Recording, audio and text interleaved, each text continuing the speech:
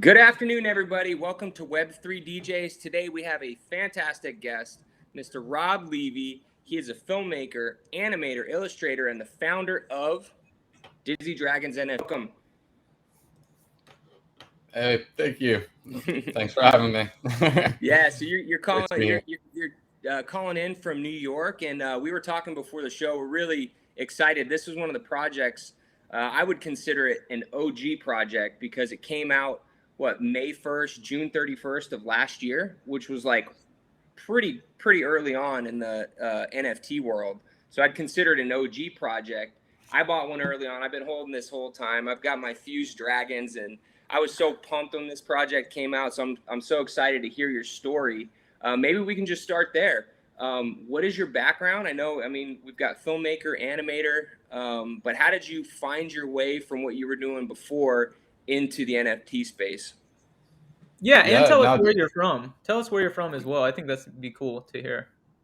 Sweet. Yeah, I'm from New York. Was born on Long Island, and then kind of did my my film college and film world work and everything in Manhattan. And I'm actually located in Long Island City now, so just bouncing around the city a bit. But yeah, and thank you for all the kind words and supporting from the beginning. Like, it's always super cool to cross paths with people that I've interacted with in this kind of weird Web3 way and obviously never met before. So yeah, I mean, it's yeah, this whole thing's been a trip, and saying that we're an OG collection definitely makes me feel like I need to get the makeup out and get my wrinkles gone. But like yeah, it's been a trip. So whatever wrinkles I have, I feel like I definitely deserve them by this point. And it's always so funny because like we've been doing this. We're creeping up on our 1 year anniversary on Saturday. So we've been doing the Dizzy Dragon specifically for about a year or a year now. And like it's always crazy thinking back, kind of when we were starting, that for whatever this NFT space kind of does to you, like you're always feeling like you're under the gun. So it's like when we were coming out, like we didn't feel like this is kind of something that has been around for a while or it's going to be here in a year from now. Like it was very much like kind of just let's, like this is happening now. Like, can we create something that is, that's going to work in this environment and also kind of work with, what I was kind of looking to do with my career in general. And yeah, I guess that we can kind of take back to your initial question, kind of how I got here. My background's in filmmaking, and like I went to film school and did all that. And I really fell into editing more so, kind of just to kind of pay the bills. And I found it much more enjoyable to be editing on projects, either in air-conditioned offices or in my own apartment, rather than doing the crazy hours of set life, which I would like. I was always kind of making my own films, so I was doing the kind of crazy hour set life stuff. Just was much easier to stomach when it's your own passion project. Yeah. So I basically fell into pixel art kind of through filmmaking and my love for Star Wars, as you're showing right on the screen. And thank you for pulling that up. I've always kind of loved Star Wars and wanted to, it was like kind of a dream. Like one day I'll work for Disney or work for Lucasfilm and tell a Star Wars story. And that's obviously, extremely kind of a top tier goal that I wasn't really prepared to wait for as a 27, 28-year-old or whatever. So I decided that I wanted to kind of tell this Star Wars story. There was a lot of fan films that kind of, I was, very into the YouTube Star Wars fan film world. And that kind of sparked my like, all right, this can be done. Like, other people are kind of telling their own story. Like, I don't need to make money from it. I can just do it and get, kind of the exposure of the Star Wars community and at least show people what I'm capable of doing. And again, didn't have any money to make an actual Star Wars live action movie. I at the time knew nothing about animation or illustration of any kind. And I kind of just hit the ground and was like, all right, if I'm going to do it, I can't afford to pay other people to do it. So I got to teach myself how to do pixel art. And then I got to teach myself how to animate that pixel art. And yeah, I was working on that project for I mean, I'm still not complete with it. There's one episode that I have to do, but it was about 2 years in the making. Wow. Before really anything came out of it. And then last year kind of the NFT space came up, and a friend of mine, Benjamin, reached out to me and was kind of just like, hey, like, have you ever heard of this NFT thing? Like, you know, it's kind of cool, and I see a lot of pixel art here. And I was just like, no, but I do pixel art all the time, and nobody ever, you know, is offering me any kind of money, or like I never really thought that I can sell this as art. Like I never thought of myself as what I was doing as art per se. It was always like a means to an end as far as like the filmmaking end of it. But then I found the NFT space and kind of started really going down a different path. And at that time, this was like early March, or like March of last year, February, March, something like that. And anybody who was around at that time kind of knows that it was very much like art centric, and that this PFP boom didn't happen, or, you know, it didn't happen yet. Really, the crypto punks were the only one kind of really that, you know, that was a thing at that time. So like it was really about, as an artist, trying to find your way in the space, like marketing yourself and your art like to collectors, and really kind of doing something completely different.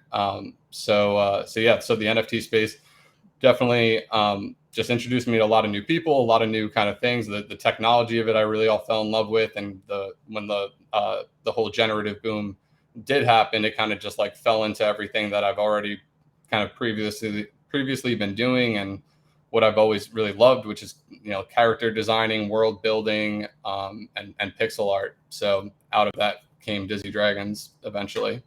Sorry, I know that was super long. I don't know. That was perfect. It was great, just what we wanted to hear. And so, pulling up Dizzy Dragons now, I will say I echo Hofstra's sentiment. I remember this was very popular right when I first joined the space. I remember, you know, craving a Dizzy Dragon. I wanted one so badly. And then I remember when you did the fusions, you know, that FOMO was heightened even more. And this art is great. I think it's really cool. Initially, my first thoughts is it kind of reminded me of like Charizard. I'm really into this sort of reptile, that sort of thing. But what was your inspiration for the dragon specifically? Like, where did the Dizzy Dragons concept come from? Yeah, man, it's kind of a weird thing. Like dragons seem to be something I can't kind of get away from. I think it just kind of all is like my kind of just my love for fantasy worlds and dragons in general. Like a weird kind of little fun fact: the Star Wars fan film that I did, even that's called the Dragon Void Run, and that was, again, years before any of this shit. Nice. And even weirder, after like I launched Dizzy Dragons, I realized that like the first pixel art that I posted on Instagram ever was a dragon, just some dragon that I drew for some Reddit competition. So dragons is something that I just always love, and kind of find a way into my art one way or another. With the Dizzy Dragons, it was definitely like the Bored Apes, like they happened, and that really kind of inspired me in many ways. So before I even like planned on making this my own collection, I just started doodling some like little sprites, just dragons and just various costumes, and just started dressing them up, and just had a ton of fun doing that. And then it kind of, you know, being an artist in the space, trying to figure out like what's working, why it's working, and all that kind of stuff. I wanted to fit the more traditional profile picture of you know, like Twitters and stuff like that. And as much as I love my little sprites, I thought like it would kind of be better to, you know, tell the character or show the characters with a little bit more detail. So that's kind of where we ended up with the kind of punched up dragons that we have now. Nice. So me and you have a common thing.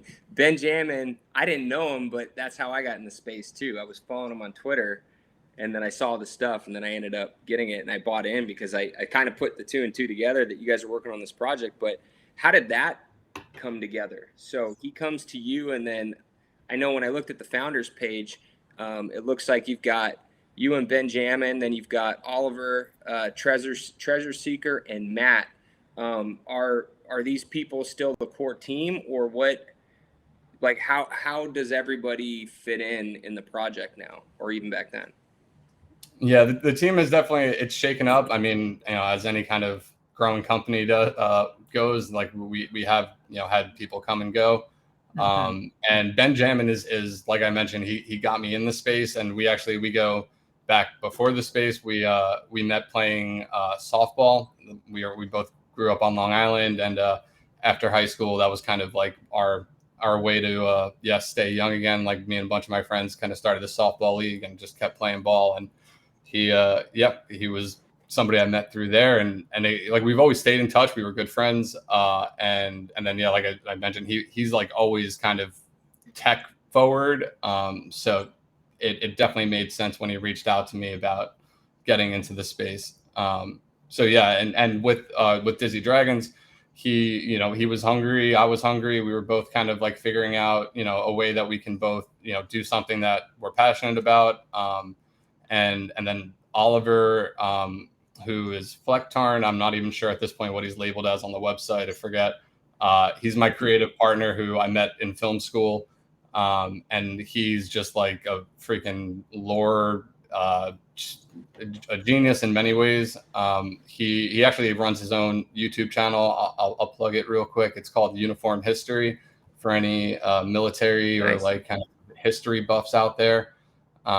And he helped me kind of come up with the backstory and just like a lot of the lore that we've been writing for all this. And well, maybe talk about that. Like, what is the lore? What's the story for people that might not understand what it is? Definitely. So yeah, Dizzy Dragons is pretty much oh cool, yeah, that's Uniform History. Shout out to Oliver. There it is. He's crushing it. He was crushing it on YouTube before we started doing the NFT thing. What was I saying? So the lore. Dizzy Dragons, pretty much like the easiest way to sum it up. Like I remember I had to get some stuff for like we did a merch run, and I had to go pick up some stuff, and I ended up kind of explaining what Dizzy Dragons was to like an elderly man, and I was like, how can I kind of break this down? And basically, it's a bunch of dragons who hang out and hide away in what we call the Dizzy Den. It's like it's a cave, a series of caverns that they can kind of tuck away and do their things. And rather than kind of being big and scary dragons, they're the dragons that you want to drink a beer with, you want to smoke a joint with, and kind of just hang out. The real like the lore is pretty much that they've over time been kind of sneaking away and stealing things and stealing kind of like just cool hobbies or whatever's happening in the human world, and bringing that into their world. So it's this kind of mix of like modern stuff, but it's very influenced by like steampunk art, and the kind of vibe with what their world's built out of is pretty much like the best of every generation. Like they never like completely would modernize. They would just kind of take whatever and leave it. But yeah, I mean, I can kind of geek out about stuff like that. The kind of major lore point that we did evolve, or we did lean into, was what we call the Dizzy Demons, and that was pretty much inspired. It was all part of the idea of our fusion event that we had, which we can definitely get into as well. But basically, the fusion event had some repercussions, and every time two Dizzy Dragons were fused, which is basically two like souls of the dragons coming into one body, there would be a piece of those souls that breaks out, and what happens is our evil main villain of our Dizzy world, Dumos, is basically harnessed all of those souls, and with them created a Dizzy demon army. And that's a story that we are getting ready to start telling in interesting ways that I don't really think I should be leaking at the time. Oh, come on. We're always welcome a little alpha here on our show, right? A Web3 DJs exclusive. Oh yeah, no, I'm sure. I'll see. We'll see if I can what ends up slipping out. But I'm on my guard as of now. But yeah, and I mentioned on the website, or it's written on the website, we collaborated with a really amazing artist, Buck Lewis, who's a concept designer, who's done work on films like Kung Fu Panda, Ratatouille, Cars. Yeah, I can name drop a lot of his stuff.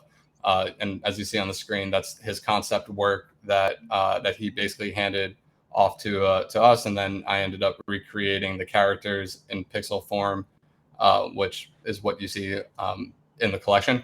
And yeah, and it was definitely a wild experience and kind of dream come true working with somebody of his caliber. And I mean, just seeing his kind of belief in the project and all that he put his heart into it, like all that stuff, it doesn't, it really feels like somebody that kind of put their all into it, and just collaborating on that level with somebody of that caliber was a really cool experience.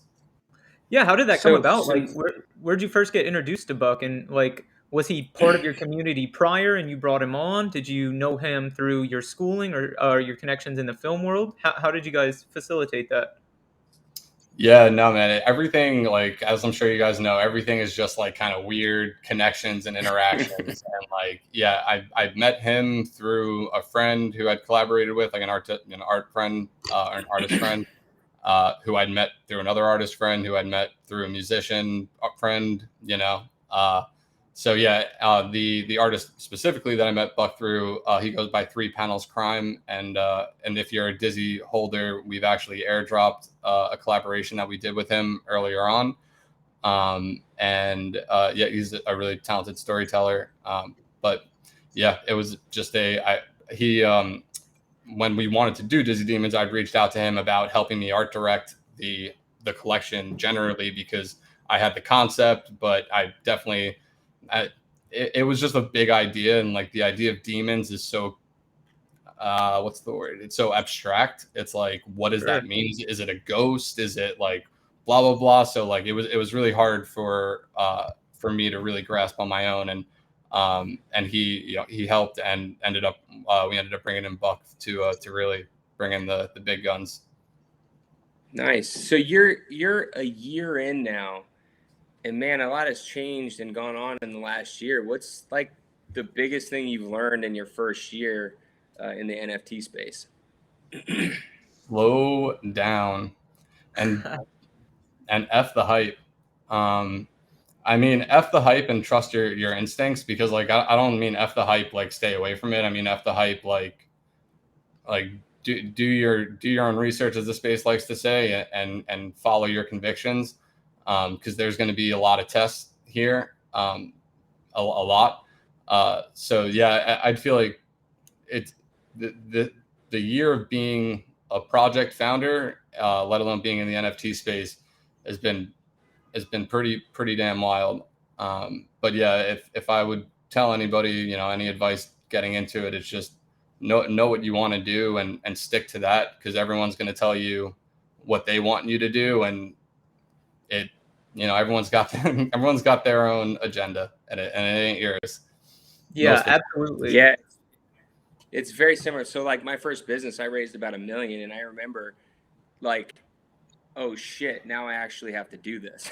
You know what I mean? So like getting the money and selling out's one thing, but then all the work that comes in the NFT space, the roadmap isn't your traditional business plan. So like you were saying, it's abstract. Well, it's a little bit like ambiguous on what you're going to do. And so how did you feel after selling out your project? Was that a pretty crazy experience? Oh hell yeah, dude! I freaking definitely cried. It was wild. I mean, yeah, like we can go into like why it was wild. Like as an artist, like fuck, it was one of the most assuring moments of my life, like artistically. But as a business founder and somebody that just got a lot of funding, it was definitely like a lot of responsibility, a lot of I getting into it, like I always wanted to keep the promises down. Like I didn't want to get into anything saying like we're gonna take over the world. Like the end of the roadmap, the original roadmap was very much just like brand development, IP building, like something that I know I could do, even if all goes to shit. Like I believe in this enough that I can take it on my shoulders and carry it, where it needs to go until we get there, kind of thing. And yeah, I mean, like, what was the original question? I got lost for a second. No, I was just like wondering how you that felt. feels to like mint out a project and then go, oh wow, like, you know, now we got to go make this thing happen. So you're Yeah. a year in now. What are the plans for this upcoming year? Like, what do you guys have in store for Dizzy Dragons holders, or just the project? Yeah. So I mean, and this definitely kind of goes to what, you know, the other question as far as like, you know, figuring out like, oh shit, what the F are we doing? Like, what are these things? The word utility was one I'm sure you guys are quite familiar with, or anybody in the space. Oh yeah, is. Yeah. And yeah, like, and as a what project is founder, utility? dude, hey, again, an hour conversation alone, we can talk about what is utility. Right. Especially again, being a project founder, it's not something that I was ever able to take lightly. Like, it was not something that like, oh, like, you know, give me utility. It was always just like, oh shit, like I have to give utility now. Like, what is utility? What is this, again, an abstract thing? Like, in this world that's so the Wild West, so unpaved, like everything is so, it's just what, you know, it gets what, yeah, things get carried very fast without actually being figured out yet. And for me, figuring out what utility is definitely something that like has been paramount, you know, for this year, for this entire year, and you know, since like at least November, we've been very much like into just providing, like, with the NFT itself, what is it beyond just a picture, or what is it beyond a membership token to a party or events or something like that. And something that we gravitated towards as the team was platforms like World Wide Web 3, like Pixels. They go by Pixels, that formerly Pixels Online. But they're basically platforms that you're able to hook up you're able to connect your wallet to and utilize tokens as playable characters in these metaverses. So as somebody, again, that was trying to really put my finger on like, what is utility? And again, like, not utility that's just meant to be flipped, like actual utility. Like, what is something you can use this for? I found a lot of solace in that idea of just like, okay, like we can provide this, like we can give you an experience that's unique for Dizzy Dragons and for you. And what was really cool with our collection, you know, we've mentioned Fusion a couple times. People actually like were able to create their dragons. So there's a lot of dragons in the collection that people basically custom made, and now they're able to play with those created characters in essentially in video games. So that was, you know, something that it's taken several months to get to the point where we are, but we have our sprites integrations prepared for World Wide Web 3 and this Pixels Online world. And another cool thing I'd love to plug is on our NFTs themselves, on OpenSea or on the marketplace, wherever you're looking at it. We have it's called like Quantum Tech is what our partner company is called, or one of a company that we partner with. I'm bad with wording. But they're basically, they've given us really cool tech. And if you click on one of the NFTs, you can see that there's options to view the dragon in different ways. So directly on that NFT, you can see we have the original profile picture view. We also have a full body pixel art dragon view. But then we also have the World Wide Web sprite in there. And then we'll also eventually have the Pixels Online sprites in there. So you can always kind of see your dragon in all forms. It's very much not just a profile picture anymore. It's an actual interactable token. Man, this is awesome. I've never seen this before. This is really sweet. Yeah, dude. Shout out to Quantum Tech. He's somebody I've been collaborating with since early in the space, and he's very, very progressive in kind of pushing what NFTs can do. Man, that is huge. And something that I did want to call out. Well, first, let me make sure that I give the opportunity to congratulate you on your 1-year anniversary. Again, that's huge. We've seen projects come and go. I've been a part of projects that have not as like, a team member, but I've invested in communities that are definitely no longer here. Honestly, probably more than I could count on my 2 hands here. And so the fact that you guys are still around 1 year is huge. Now, part of what sustains you, I'm sure, has to be your community. Your community is blowing up the chat right now. Like one of the most supportive that we've seen here on this show. Hey. Yeah, shout out to Bingus, Zerd, Icar, What's up? Stay Dizzy, Dizzy Dink, Just Woke, Iker on Twitch, like all these Get Scammed. Like that's kind of a weird name, Get Scammed, but Fuel, SBS Web3. Vital. I mean, LA Mars. These people are going crazy in the chat right now, so that's huge. Is there like a your leadership team is come and gone, and just like I was mentioning earlier, I'm sure your community has is there a community member or a couple of members that maybe sticks to your mind that has really had an influential role in this project, maybe has brought something to the table that you hadn't thought of or the leadership team hadn't thought of before, or maybe positive or negative, cause you to shift your direction or implement something new, anything like that?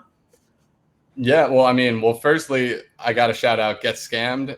It's a joke that it's the most ironic thing that like one of the best people I've met in the space is named Get Scammed. He's like such an OG Dizzy, and like again, one of the dopest people I've met in the space in general. Just such a fun irony. But yeah, I honestly I don't want to like include or exclude anybody because like the community is just it's really, as you said, people come and go. The people I will definitely shout out are like our mod team, Iker, Bald Halfwit, Moreflow. These people started off as community members and have given so much to the project, to myself, to Dizzy's, and they're just amazing and just hold shit down in every capacity. And the community, like, it's something that always kind of helps. It's crazy, and it's cool to see that something that I made some kind of art was able to resonate in people that way.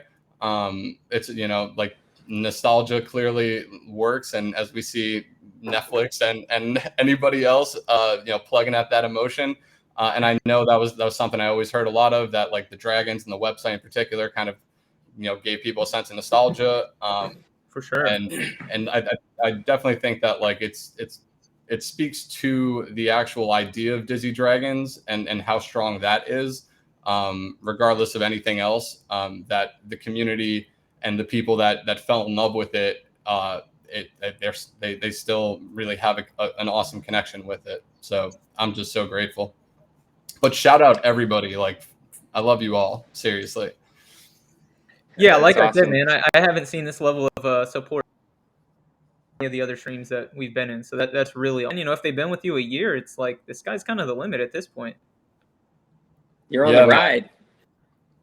Absolutely, and we're just getting started. I mean, like it's really it's a game of kind of figuring it all out as we're going. As I'm sure you guys know, like with the NFT space, like it's the train tracks that we're putting down in front of us.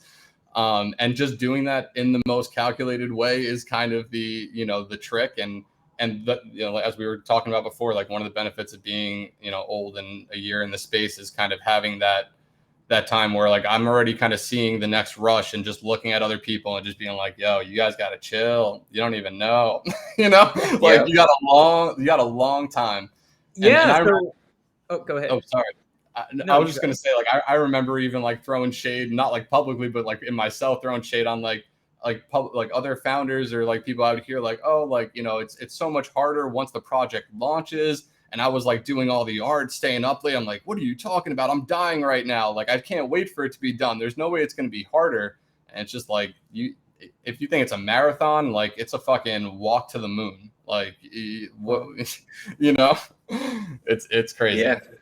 Yeah, and that's probably a really good segue.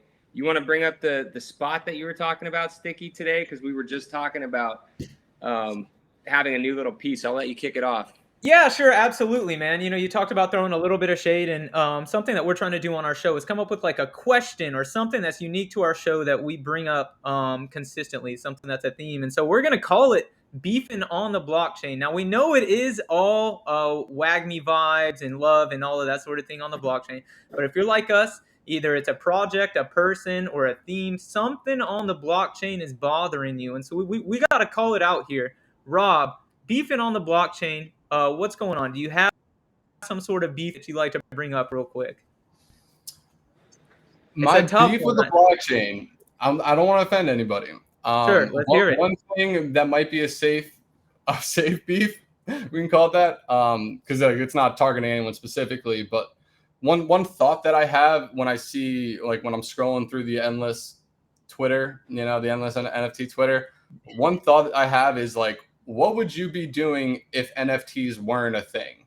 And like, that's kind of a question that like, I don't know if it matters, but like, it's something I think about, that like, if, you know, just, and I guess what that means can be interpreted, but, you know, as far as like looking in myself, like one way I've kind of been, you know, been able to really justify like my existence here is that I feel comfortable. I feel natural. Like it's following a path that I want to take anyway. And if I wasn't here, I was making pixel art before here, I was telling stories before here, like I would be doing this to different capacities, just not with NFTs. And I don't know if that's right by any means, and people that aren't doing that aren't right, because like, yeah, like there's so many opportunities in the space that don't exist elsewhere. But there's definitely something that, again, when I just see some questionable tweet or people saying things, and I'm just like, okay, like what are you really here for? And like, if it wasn't just like this kind of space that's all hype, and or you know, like that there's not, that's all hype, that it's very easy to manipulate, and it's very easy to create a persona that might not be justified. It's not helpful for the space, and it's, yeah, I got I beef. agree. Yeah, absolutely, and we'll love it. That's the first edition right there, beefing on the blockchain. And so, yeah, really appreciate it. I think it You was very made me well do said. the first. Oh The shit! I first didn't even one, there realize. was a dry run. I think we'll have to warn people about it moving forward. Hey, there's no Talked about it, and it's something we wanted to bring up. But yeah, well said. As a matter of fact, it's kind of something that Hofstra and I were talking about on our last show. Is like, who are we giving our money to, and then what are they doing? Are they putting it back into this space? Are they taking it and then going on a we'll never hear from them again, and literally taking money out of the space? That's not helping it grow. And so again, 1 year in, do you have any tips for bettering the blockchain? Something that individuals, your community, people, our community, our audience that's watching the show, that things they can engage in to help better the blockchain? I don't know. I feel like that. Yeah, that I feel like to maybe better the space in general. Yeah, I don't know. That's tough, man. Like one thing I think about with that question, maybe I can just like tangent off into. Sure, let's do it. Make it about me. Like I really only feel comfortable speaking about myself. But the shit, I completely just blanked. It's all good. I got a quick pivot anyway. So you had talked Yeah, about kind of the new wave and the next rush coming in. So you have this partnership coming up with Scott Lawrence London, our buddies across the pond here. Can you tell us like what constitute, what it means, and what Dizzy Dragons can look forward to here? Yes. Yeah. No. This changes everything. This means a lot. We've Okay, been everything. working on this for a while. Scott Lawrence is actually a Dizzy Dragon community member and OG holder, and somebody that, you know, I've gotten the chance to, obviously through this experience, get really close with. Amazing dude, and really talented web designer. And we've been really just working on what the website needs to be, and what would what would be cool. So what we're really excited about is finally being able to showcase what we've been doing in one place, rather than kind of different Discord channels.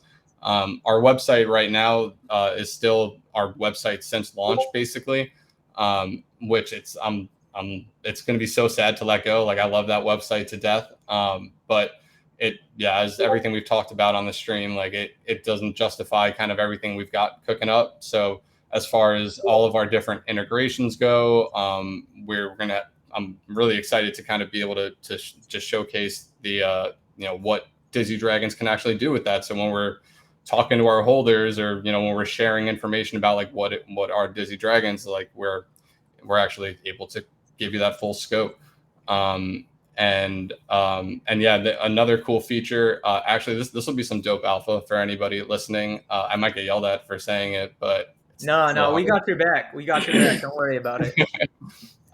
We're implementing a gallery into the website, which is something that I'm sure a lot of people have seen on other websites. But as an artist, I'm so excited to be able to look at Dizzy Dragons without a price under it, and like actually having just a viewable gallery of the dragons that we can cycle through, both with like another just it's really cool to have all the different views, because we're working on having that gallery able to kind of be seen with all the different views. So for the first time, again, we'll be able to see all the different sprites kind of laid out in a gallery, and filtering through that, and just have a really cool database of the Dizzy Dragons. So that's one feature on the website that we're psyched about.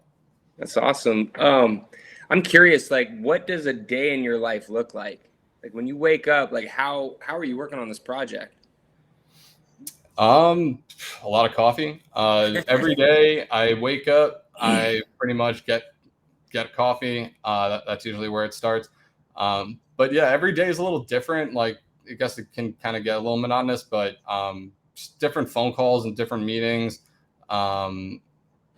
Just honestly, just trying to get whatever's on the plate off. Like, there's always a stack, and it's just kind of like a mix of following like passion and my like any kind of creative fire that I can go with, and then also balancing that with like, oh shit, this needs to get done like now. Yeah, like right now I've been trying to work on getting a better balance and getting kind of the train running a little bit more, a couple steps ahead, so I don't have to feel like I have so much on my plate at once, because I'm an artist, I like to think, and it does suck when I go like a full week without creating something. Yeah.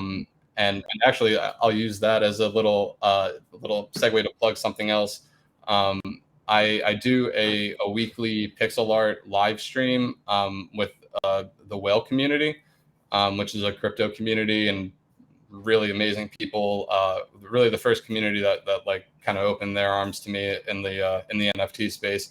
And we do what's called Pixel Improv, where I basically just take suggestions from the chat live and just start drawing it.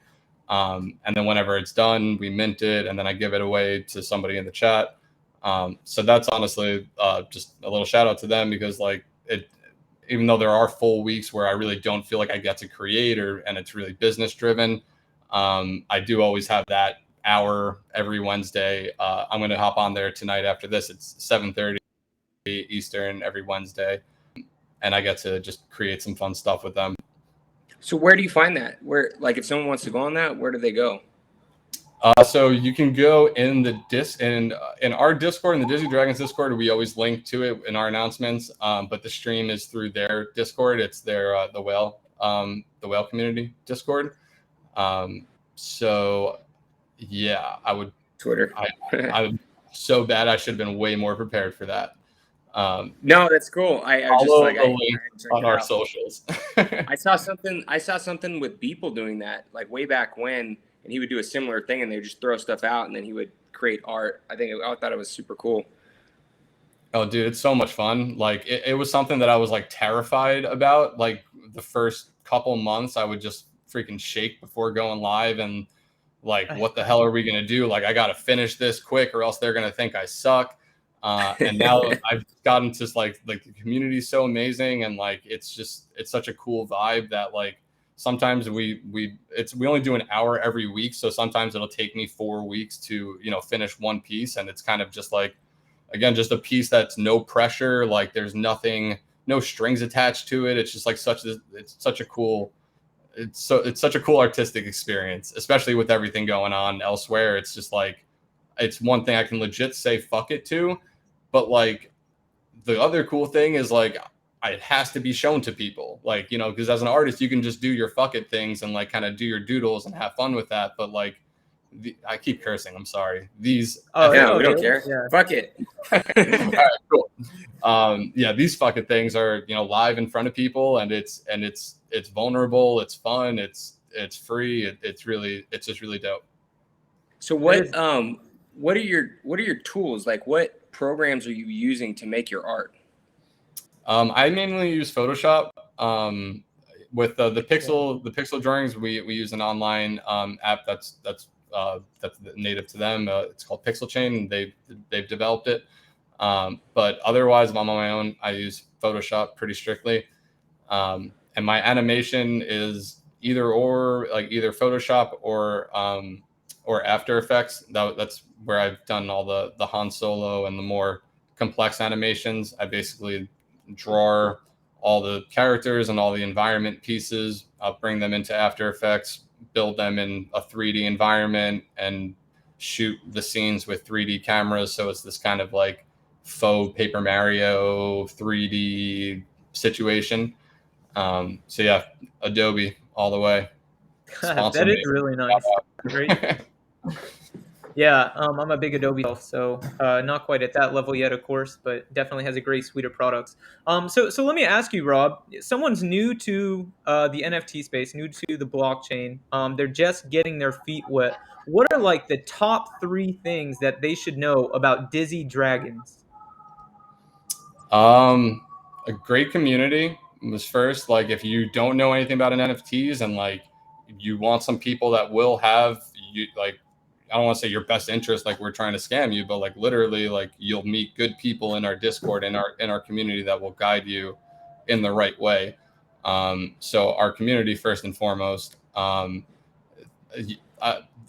art's dope. I'd like to say, like, Nice. it's pretty sick.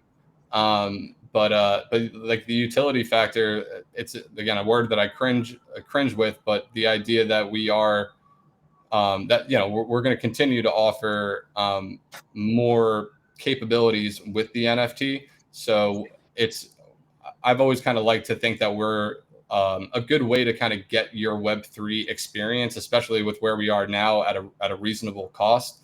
You will get airdrops, you will get access to World Wide Web 3 with special, you know, unique things. Like, just we've been providing what I would like to think is a pretty premium experience as far as the NFT space goes, at consistently a reasonable, you know, price. So it's something that I'm also like happy about. Like, it's really kind of nice to be able to say, like, hey, if you want to get into NFTs, like, buy a Dizzy Dragon. And it's not because I want you to just give me money. It's because then again, if you want to experience these different things, like, that will give you some access. Like, it's a great place to, if nothing else, start, you know? Yeah, I actually really like your take on utility. That's probably one of the better explanations I've heard about what utility is.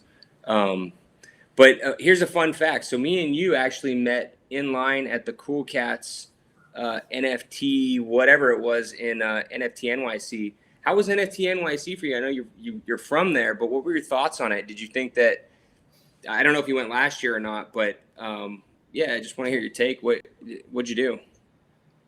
Dude, yeah, I'm a geek. I've never felt like such a cool kid before. Like, I just had like exclusive access to a Steve Aoki, like crazy.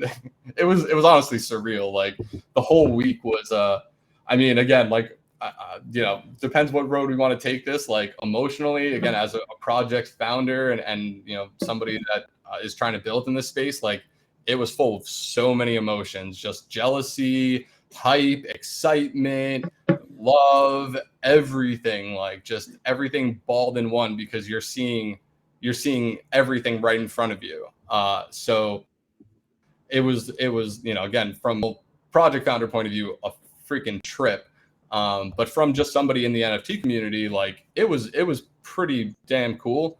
You know, like I don't know if it's gassing it up too much, but like almost like World's Fairy kind of vibes, where it was just kind of like, it just felt like we're seeing, we're just seeing things that are on the horizon, that are a dream, but they're not a dream because we're kind of there already. It was all this. It was really cool to kind of feel that energy. I got to go to some of the Sandbox events and again, like just see a lot of what they've been cooking up and what they were announcing there was really cool. And yeah, just we also did a Dizzy Dragons meetup, which was amazing, getting to meet a lot. I mean, we had a really nice turnout, so it was just amazing getting to meet and chill with a lot of people. And I don't think I got too drunk, so I was pretty handling myself pretty well. We'll leave that to the community to decide. Yeah, we got to go back to the tapes for sure. Yeah, and Cooltopia was freaking awesome. Shout out to Cool Cats. Shit, they're so dope. That was like so cool. Like growing up on Long Island, there were so many things that like that were that kind of experience where like you walk through that was like themed for a season, like Christmas or whatever, and like it was so cool walking through this like kind of built out experience and world. And their like whole idea of like that in like the IRL arcade, like you are, like you're just living in this kind of arcade. Really, really neat. So yeah, I thought it was all around cool. Again, yeah, the idea that somehow or another these things that I was investing in ended up being the hottest, the ticket to the hottest parties of the year was never something I accounted for, but yeah, I guess it's cool. That's great, man. Yeah, Hofstra's been rubbing it in my face 2 years in a row now. There's no way I will miss the next NFT NYC, shine, sleet, or COVID. I will be there. That's a joke. If I have COVID, I'll obviously stay home. But anyway, yeah. So thank you so much again for coming on. I know we're getting kind of close to time here. Real quick to our audience and anybody watching, if you enjoyed this content, make sure that you go ahead and hit that subscribe button and tell a friend about us. Both projects here, I think that's the number one way that you can support either of us. Now, before we leave what we're coining the fastest 30 minutes on the blockchain, is there anything that we should have asked 45, you about that we didn't? 47. Yeah. Fastest 47 minutes of NFTs and crypto on the blockchain. Is there anything that we should have asked you about either yourself or not? Anything else that you'd like to bring up? I mean, I feel like kind of the one thing that somehow we managed not to talk about was the Sandbox, and that's kind of another like Web3 venture that we've dove head over heels into, for better and for worse. Like it's been both kind of a grueling, crazy experience and also a really exciting and cool one. Met some, again, not so cool people, and also met some freaking incredible people. Like we can have a whole podcast on just the Sandbox and what it's like to build in a metaverse that doesn't exist yet. But I tried it. It wasn't very easy for me. I was like, what the hell what do I do here? Yeah, dude. I've tried the voxel edit a couple times and I can figure it out just very slowly, and it's frustrating. I gave it to my 13-year-old daughter because she's all into Roblox and she builds on all these different things, and like she's in Minecraft, and she looked at it and she was not interested whatsoever. She's like, whatever. It's like, all right. Dude, I was just gonna say, like, one of the more frustrating things was like when I'm trying to learn this and I go on YouTube for like a tutorial and it pops up like some 8-year-old or 10-year-old that's just freaking crushing it, and I'm like, I got nothing. I can't do it. Like, fucker. Yeah, I know. But yeah, Rob, we really appreciate. I was just gonna say we are building in the Sandbox. Please, check us out for more information on that. When our website is live, we will have a nice page dedicated to all we've been doing. So yes, we can save that for next time for sure. No, that's awesome, man. So thank you so much. I really enjoyed this. I loved your take on a lot of these different things. You seem like a really genuine guy, and for sure, are doing this thing for the and it makes me feel proud to be a holder. I'm gonna try to check out your stream tonight because that sounds super dope. But maybe we can have you on down the road and just pick your brain a little bit. But like Sticky said, if you like this, give us a like, tell a friend. Other than that, it's about all we got. Thank you so much. Unite. Rob, Levy, and Dizzy Dragons, everybody. Thank you again so much. And but before we go, just letting you know, we got a great show lined up for you all Sunday. This Sunday, we're going to be going live with Kumite, one of the hottest new projects out there. And so definitely very excited for that. Rob Levy, Dizzy Dragons, thank you so much, my friend. Until next time, like Hofstra said.